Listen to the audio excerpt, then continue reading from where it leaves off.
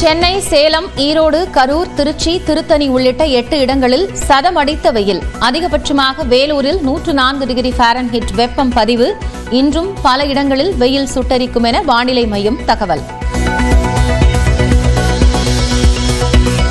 இன்று தொடங்குகிறது 10ஆம் வகுப்பு பொதுத் தேர்வு. 8,86,000 மாணவ மாணவியர் எழுதவுள்ள நிலையில் தமிழ்நாடு முழுவதும் ஏற்பாடுகள் தயார்.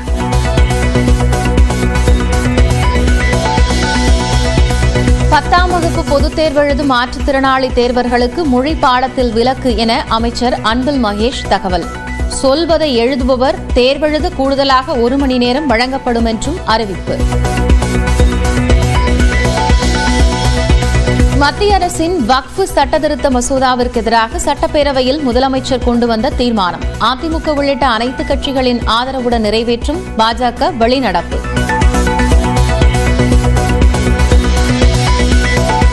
ஓ பன்னீர்செல்வம் பிரிந்ததுதான் என எடப்பாடி பழனிசாமி திட்டவட்டம். பொதுச் செயலாளர் பதவியிலிருந்து இபிஎஸ் தானாக விலகாவிட்டால் அவமரியாதையை சந்திக்க நேரிடும் என ஓபிஎஸ் பதில். அவராகவே பொதுச் செயலாளர் விலகிக் கொள்வதுதான் அவருக்கு மரியாதையாக இருக்கும். இல்லை என்றால் அவர் அவமரியாதை சந்திப்பார்.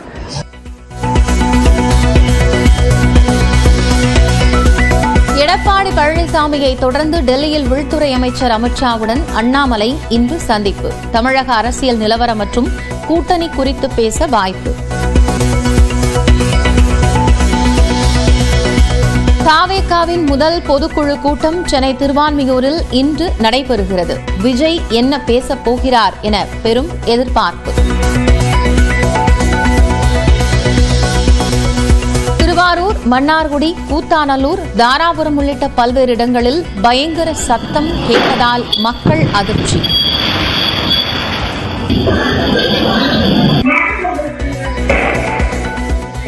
ஒலியை விட வேகமாக செல்லும் போர் விமான ஒத்திகையால் எழுந்த சத்தமே காரணம் என திருவாரூர் ஆட்சியர் மோகனச்சந்திரன் விளக்கம்.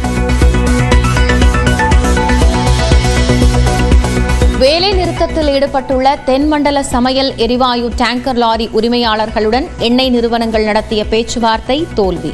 ஓரிரு நாட்களில் சமையல் எரிவாயு தட்டுப்பாடு ஏற்படும் அபாயம்.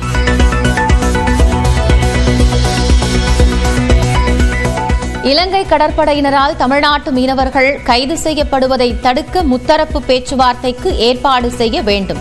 வெளியுறவுத்துறை அமைச்சர் ஜெய்சங்கருக்கு முதலமைச்சர் மு.க. ஸ்டாலின் கடிதம்.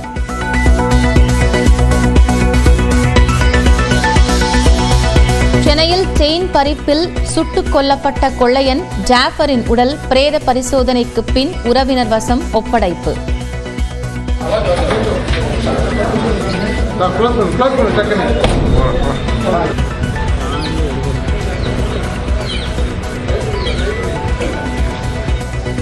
கைதான மற்றுமொரு கொள்ளையன் சல்மானுக்கு ஏப்ரல் 9ஆம் தேதி வரை நீதிமன்ற காவல் விதித்து சைதாப்பேட்டை நீதிமன்றம் உத்தரவு. உதகை கவர்னர் சோலை அருகே இளைஞரை கொன்று பாதி உடலை புலி தின்றதால் மக்கள் அச்சம். பழங்குடியின இளைஞர் குடும்பத்திற்கு அரசு சார்பாக 10 லட்சம் ரூபாய் நிவாரணம் வழங்கப்பட்டது. கோடநாடு கொலை கொள்ளை வழக்கில் ஜெயலலிதாவின் முன்னாள் வளர்ப்பு மகன் சுதாகரனிடம் விசாரணை. சிபிசிஐடி 40 கேள்விகள் கேட்டதாக பேட்டி. அவங்க கேட்ட கேள்விக்கு எனக்கு தெரிஞ்ச பதில உண்மையான பதில சொல்லிட்டேன். 40 கேள்விகள் என்று நினைக்கிறேன். 40 கேள்விகள். ஹைதராபாத்தில் நடந்த பரபரப்பான ஐபிஎல் போட்டியில் உள்ளூர் அணியை 5 விக்கெட்டுகள் வித்தியாசத்தில் வீழ்த்தியது லக்னோ அணி. சென்னையில் இன்று நடைபெறும் போட்டியில் சிஎஸ்கே அணியுடன் பெங்களூரு அணி மோதல்.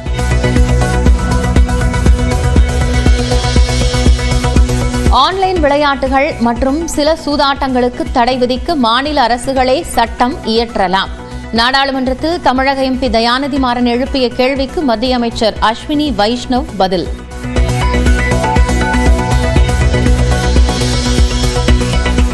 காஷ்மீரில் கத்வா அருகே தேடுதல் வேட்டையின் போது கடும் துப்பாக்கிச் சண்டை. 3 போலீசார் வீரமரணம், 2 பயங்கரவாதிகள் சுட்டுக்கொலை.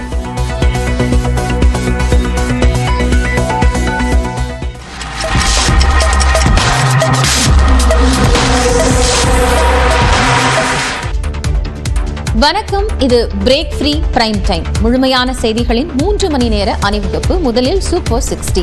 இன்றைய நாளில் அறிய வேண்டிய அத்தனை செய்திகளின் விறுவிறுப்பான தொகுப்பு. கோடைக்காலம் உக்கிரமாகியுள்ள நிலையில் பல இடங்களில் வெயில் சதமடைத்தது. இதே வெப்பநிலை தொடரும் என்றும் வானிலை மையம் எச்சரித்துள்ளது.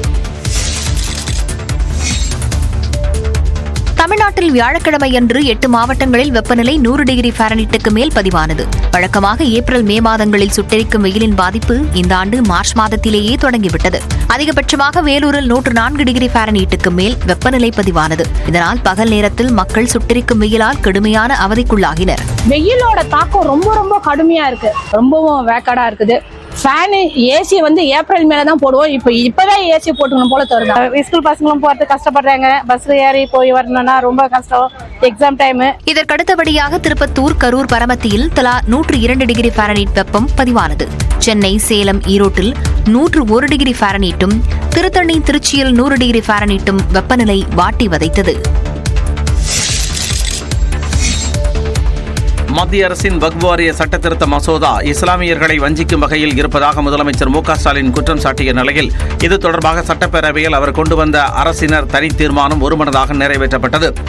வக்ஃப் வாரிய சட்டத்திருத்த மசோதாவை மத்திய அரசு திரும்பப் பெற கோரி தமிழ்நாடு சட்டப்பேரவையில் அரசினர் தனி தீர்மானத்தை முதலமைச்சர் மு.க. ஸ்டாலின் முன்மொழிந்தார்.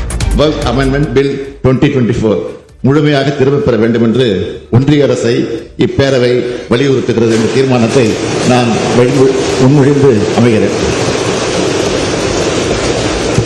பின்னர் பேசிய அவர் வக்ஃப் வாரியங்களின் கட்டமைப்பு மாற்றப்பட்டு மத்திய அரசின் தலையீடு அதிகரிக்கும் வகையில் சட்ட திருத்தம் கொண்டு வந்திருப்பதாக முதலமைச்சர் விமர்சித்தார். இது வக்ஃப் நிறுவனங்களின் சுயாட்சியை பாதிக்கும். வக்ஃப் நிலங்களை நில அளவை செய்யும் அதிகாரம் நில அளவை ஆணையரிடமிருந்து மாவட்ட ஆட்சியருக்கு மாற்றப்பட்டுள்ளது.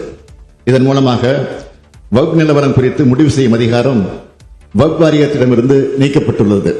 அனைத்து மக்களுக்கும் அவரவர் மதங்களை பின்பற்றுவதற்கான அரசியலமைப்பு சட்டம் வழங்கியுள்ள உரிமையை பேணிக்காக்கும் கடமை தேர்ந்தெடுக்கப்பட்ட அரசுகளுக்கு இருப்பதாக முதலமைச்சர் கூறினார். சட்டப்பேரவையில் முதலமைச்சர் முன்மொழிந்த அரசினர் தனி தீர்மானத்திற்கு எதிர்க்கட்சியான அதிமுக தனது ஆதரவை தெரிவித்தது. தீர்மானத்தை ஆதரித்து பேசிய அதிமுக கொறடா எஸ்.பி. வேலுமணி, மத்திய அரசின் வக்ஃப் வாரிய சட்ட திருத்தம் அமலுக்கு வந்தால் வாரியம் கொண்டு வரப்பட்டதற்கான நோக்கமே சிதைந்துவிடும் என கூறினார்.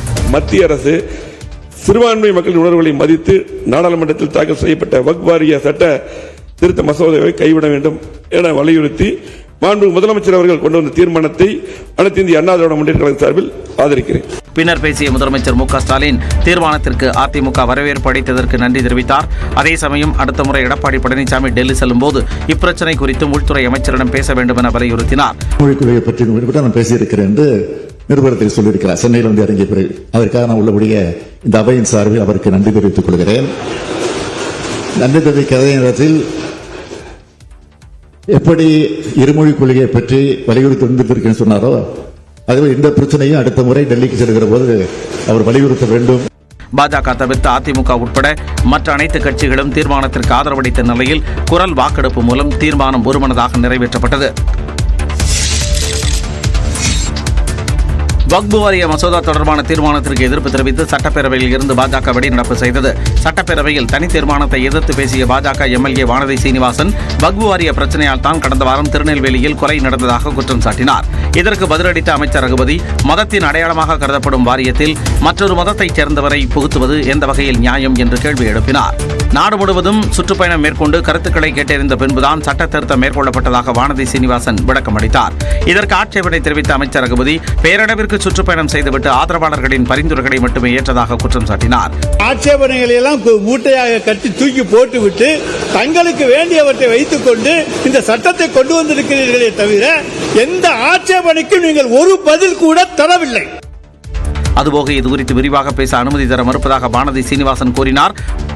ஒவ்வொரு விஷயத்திற்கும் தனித்தனியாக சமூக நீதி, ஒட்டுமொத்தமாக இன்க்ளூசிவ் இதெல்லாம் பதில் சொல்வதற்கு எனக்கு நேரம் நீங்கள் கொடுத்தீர்கள் என்றால் நல்லா இருக்கும். ஆனா தீர்மானத்தில் பேசுறதை நீங்க வழக்கம் போல ஆதரித்து அல்லது எதிர்த்து பேசுங்கன்னு சொல்லுவீங்க. உடனடியாக அவர் எவ்வளவு நேரம் வேண்டுமானாலும் பேச சபாநாயகர் அனுமதிக்க வேண்டும் என முதலமைச்சர் கேட்டுக்கொண்டார். எங்களுடைய நாடாளுமன்ற உறுப்பினர் ராஜா அவர்களையும் அப்துல்லா அவர்களையும் பேசவே விடவில்லை. அவங்க கொடுத்த எதிர்ப்பை கூட பதிவு செய்யல. இப்போ நாம கொண்டு வந்திருக்கக்கூடிய இந்த சட்டத்தை பேசுவதற்கு அதிகமாக இப்போது பாரதிய ஜனதா கட்சியை சார்ந்த வானதி சீனிவாசன் அவர்களுக்கு தான் அதிக வாய்ப்பு கொடுத்திருக்கிறது. இன்னும் எவ்வளவு நேரம் பேச வேண்டுமானாலும் சபாநாயகர் அனுமதிக்க வேண்டும் என்று நான் பணியோடு கேட்டுக்கொள்கிறேன். ஏனால் இது ஜனநாயகம். இதனை ஏற்காமல் பாஜக எம்எல்ஏக்கள் அவையில் இருந்து வெளிநடப்பு செய்தனர்.